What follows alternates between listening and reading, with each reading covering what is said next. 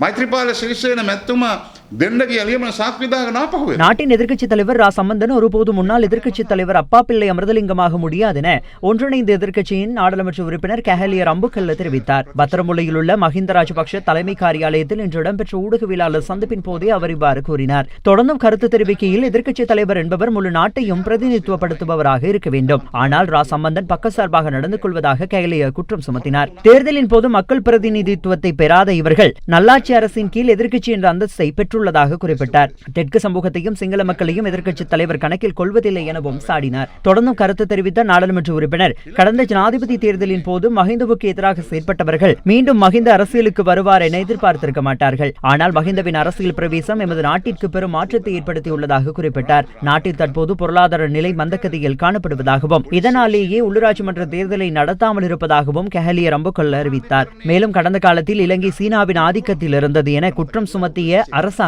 தற்போதைய காலகட்டத்தில் இலங்கை இந்தியாவின் ஆதிக்கத்தில் இருப்பது யாரும் அறிந்திடாத ஒன்று என ஒன்றிணைந்த எதிர்க்கட்சியின் நாடாளுமன்ற உறுப்பினர் கஹலியர் அம்புக்கல்ல தெரிவித்தார்.